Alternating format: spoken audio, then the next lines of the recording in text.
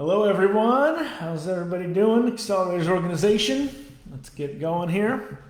It's time for some mentor questions. So hope you're all doing well. Feel free to say hi on the comments and we'll get rolling here. Okay. All right, first question. Samuel Veralt asks, how do I split a customer's payment between myself and my collaborator? Hi mentors, hope everyone is doing great. My company provides high quality landscape photography to fill the space from empty walls for residential and commercial properties. I recently was offered by the Westin Harbourfront Hotel in Toronto to feature my photography on their walls, and our collaborative deal included that for every sale of my photography, they will receive a 15% commission. I'm trying to figure out what is the best way to automate and split the payments for both me and the hotel by making it as simple as possible for both of us. I'm also trying to figure out how this needs to be set up on the hotel's end or on my end, as it seems logical to me that the customer could either pay via the front desk of the hotel or through a QR code to facilitate the transaction. Thank you for your help looking into this, and I'm looking forward to learn what you all think. Yeah, so first off, congratulations on getting that set up. That sounds like a really good opportunity. And to track that, you know, there's a lot of different affiliate programs out there, and essentially that's really what this is, or affiliate tracking softwares, I should say. Basically that's what this is the Westin Harbourfront Hotel is an affiliate program for you at this point, where you're paying them 15% commissions. So ultimately, you need just a way to track it, and I like the idea of the QR code. And in most cases, what you do when you have a affiliate program, like for example, one that my marketing team that I work with at my CPA firm, I was just asking them this recently, and they recommended a program called First Promoter. Now, I haven't used it yet, and take that with a grain of salt. I know like ClickFunnels has their backpack program. There's any number of affiliate type of tracking softwares, and basically all you do, I love the QR code idea. I think that's brilliant, and you make it link to the Westin's link. So now, if you're giving them the option to have either them buy straight from the QR code and take it, or they go to the front desk to buy, I feel like the easiest way would be just to set it up so that the front desk simply scans the same QR code or goes to the same link. But basically, in general, with affiliates, you just have a unique link that is a tracking link, and so you just need to make sure that that's set up for Westin's link. First Promoter's one, ClickFunnels backpack program is one that if you search, I would just go, if it was me, go to Google and say 2021 best affiliate tracking softwares, and you'll get the official people reviewing them. So that's where I would go with that. Alex Zaboski, what's the best structure for my training course? Business description and background to question. Life insurance sales training course. I write $1 million per AP each year on my own pen using live transfer leads, and have for a few years in a row. A lot of agents want to duplicate those results. I am going to cover everything to get an agent up and running. Carriers, products, leads, script, industry knowledge, closing, and everything an agent needs. I plan to do role plays, my own calls, have trainees call and give them feedback. Interactive, 100% live. Parts are all part or all recorded. Every 1 week, every 2 weeks. What to teach in what order? In general, is there a training structure I can follow? Well, Alex, you're in a group here in the Accelerators organization that has a training structure. I'm assuming if you've achieved success, the success that you have in your business, that there's probably been other insurance training groups that you've been a part of, or training courses. So if I was in your shoes and getting off the ground, I would look at, in the past or currently, the training groups that you're a part of or have been a part of, what did you like about them? What would you change about them? That's always a question we ask when we're bringing on new clients to my CPA firm is, when thinking about your past CPA relationships, what did you love about your current CPA, and what would you alter about working with your current CPA? So that's how I would look at it from your point of view. And then it's really just about testing and iterating and seeing what works and what doesn't, when people engage, when people don't engage. If you're going to have it small and intimate or large scale, and you can do both, by the way. You can have a lower price point that's more scalable, one to many, and then you can have a more intimate, more expensive, where it's more small group coaching or one-on-one coaching. So I would look at, that's what's called a value ladder. And so there's the basically low ticket entry level price point where it's one to many or it's a pre-recorded program. And then if they want to go a little deeper and do maybe a 3 to 6 month deep dive in a group setting with you, then it's a little more expensive, but it's live, you're doing it all together, it's interactive. And then if they want to go even more customized and deeper, then they can hire you as a one-on-one coach, depending on what ultimately what you want to do with that program. So that's how I would look at identifying how to structure it. As far as what to teach in what order, I would just think through, look at the training that you've gone through and the success that you've built. What do you feel like is important, and in what order to make sure that they're going to be most effective? Are there pieces of it that would require prior knowledge compared to other pieces? And if so, then teach those first. So, like for example, if there's a portion on cross-selling and, cross-selling from a general business liability insurance policy into getting a buy-sell agreement in life insurance policy across both owners. Well, it's probably important that you discuss the foundation of how to sell before you go into the more advanced cross-selling or upselling piece. So I would just look at what's the foundation, most crucial pieces they need to know, and what are more of those deeper, more nuanced pieces that they need to know, and start with the foundational piece. So that's what I got on that. All right. Excuse me, get some water here. All right. How do you value... Sorry.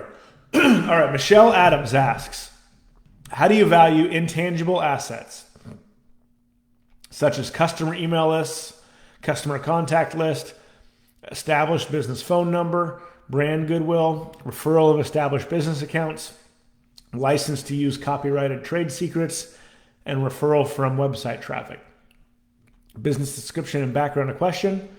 I own a food business and I am interested in selling just my retail business. I am keeping my trademarked brand, website, and social accounts for other business opportunities. I have an interested buyer who will be using a different name for the retail business, but is interested in buying all the tangible assets along with the mentioned intangible assets. So in most cases, the value of a business isn't so much what the brand goodwill is or the trade secrets or the website traffic. You're buying a multiple of earnings, and that multiple of earnings is factors in all of those other items. And then it kind of also depends on how active the owner is in the business. So, if it runs on its own, then the purchaser truly is buying a business. If the business is dependent on the owner to be there, then the purchaser might be buying a job. So there's a different level of value there. That's usually how you value a business. And usually it's somewhere between 3 to 6 times earnings, and that's earnings before, basically after all of your operating expenses, before paying the owner, is typically how you value a business. So in every business, the 3 versus the 6 versus maybe a 12 or a 1 The multiple varies depending on the industry.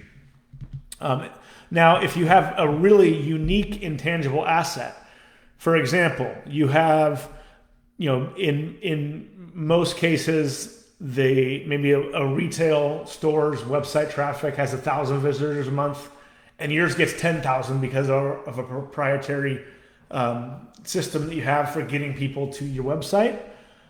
Then how I would look at those items is, can you attach and assign some sort of tangible value to that intangible asset?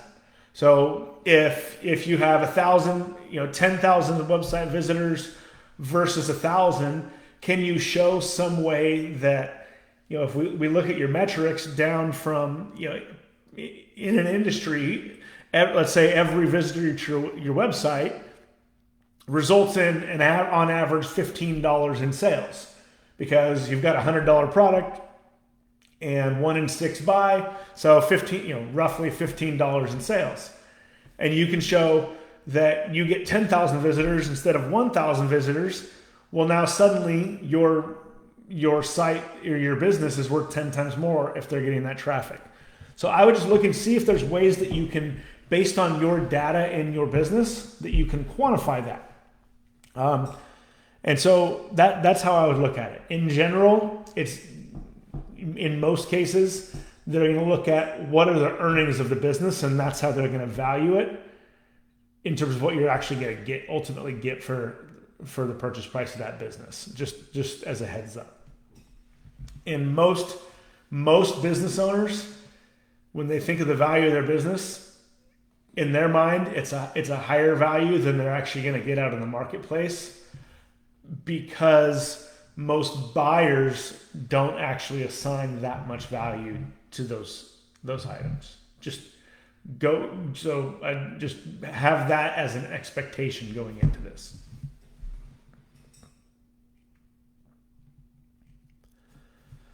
All right, Ricardo Delgado.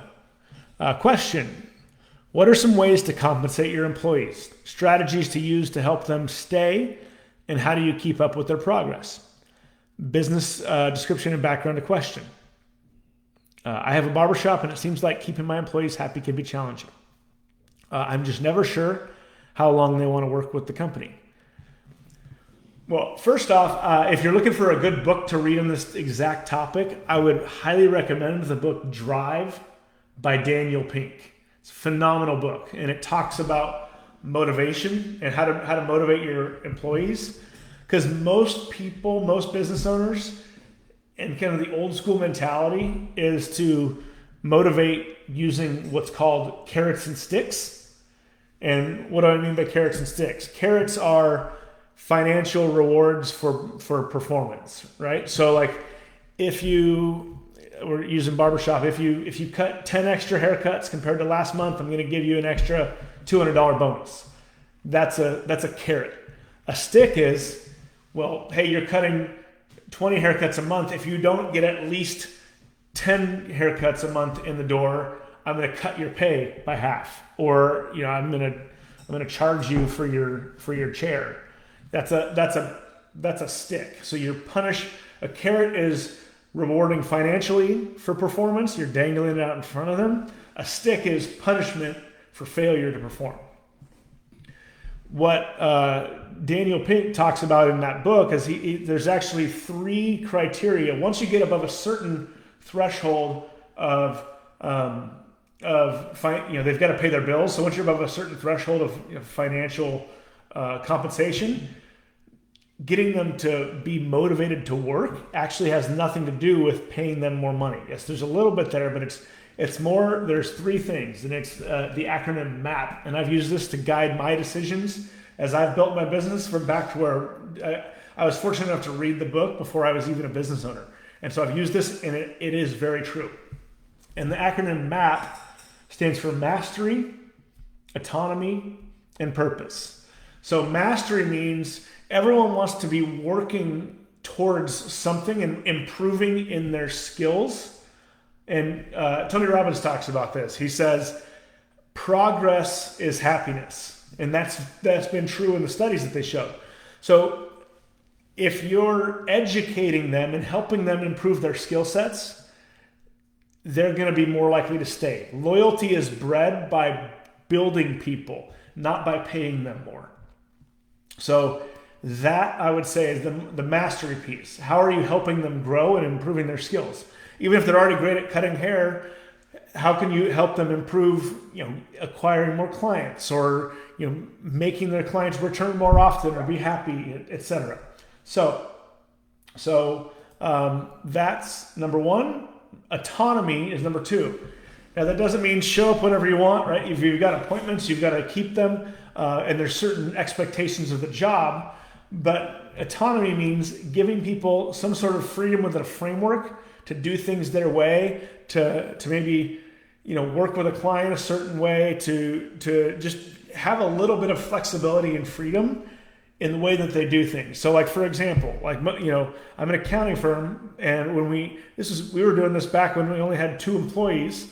I had a team member who, we were open 8 to 5. She had 4 kids, and her husband was a cop, so he worked a lot. And so she had to pick her kids up from school every day. And so while she had her normal kind of work hours, from 1:30 p.m. till about 3:30 p.m., she had the flexibility to leave. And then she would go put in an extra hour or 2 in the evening after she put her kids to bed. So there's some autonomy of schedule there.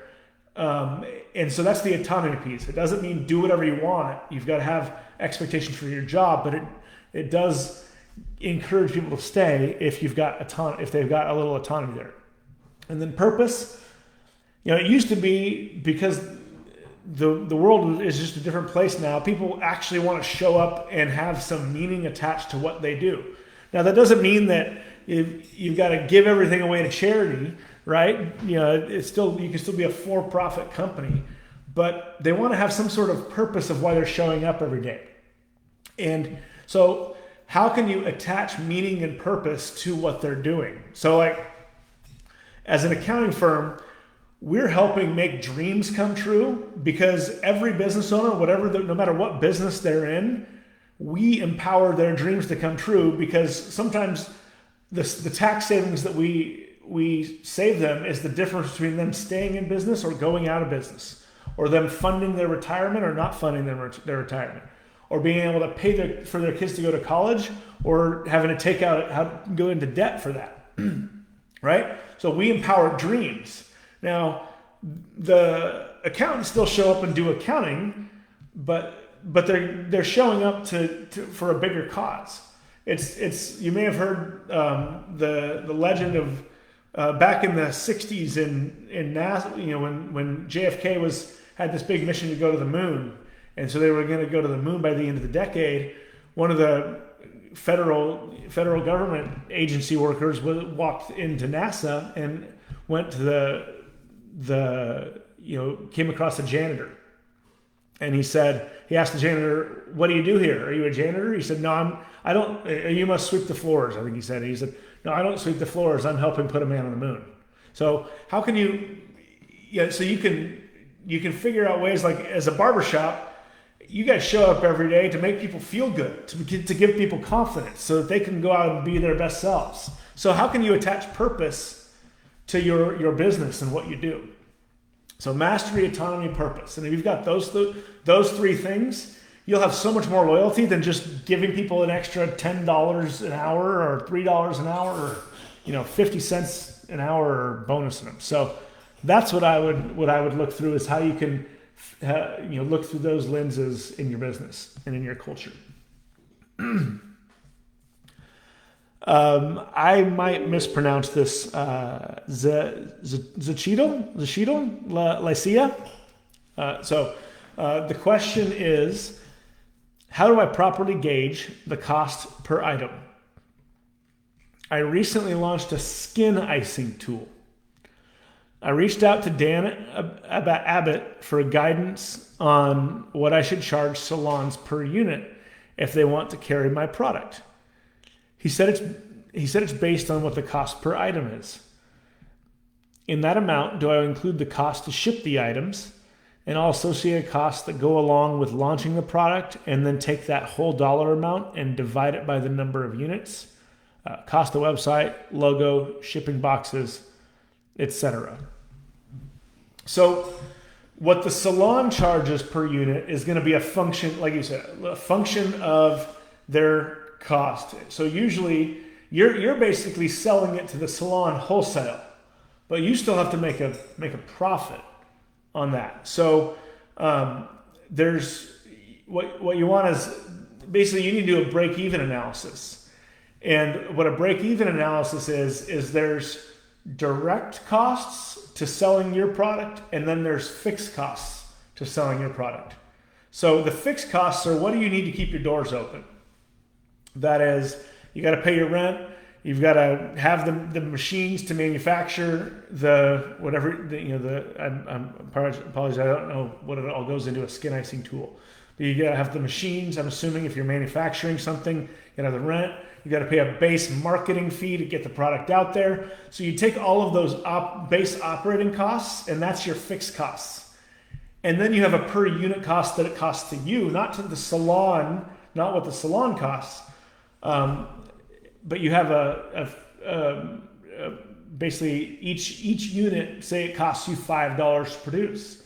And so you need to look at and say, you probably want to have a markup of whatever the per unit costs are for you to produce it, and then mark it up based on whatever, you don't want to look at industry averages. And if industry averages for kind of salon tools and see what the cost of goods sold percentage is, let's say it's 33% and it costs you $10 to make that product, then you'd probably charge $30 to the salon. And then you need to know how many of those you need to sell to cover all of your other operating costs. And then the salon just charges $60. So that's how much it retails for. So you need to look at what are your costs to make it, and then you multiply that by a factor of whatever typical industry averages are. And really, it's more about what the market will bear. So, and I'd have very close relationships with the salons that you sell them to. And if it costs $50 for the tool at retail, and you can make it for $25, and they're selling off the shelves like hotcakes, then great. Then maybe you can raise it a little more and get more margins. If at $50 on the shelves they're just sitting and they're not selling, then you need to reassess your cost, and it might be a lower margin product. So it's really about kind of seeing what it costs you as a minimum, doing a break-even analysis on how many you think you can sell, and then you go from there. So that's kind of how I'd approach that. And that is all the questions. So thank you so much, and look forward to the next time we do this. All right, talk to you soon.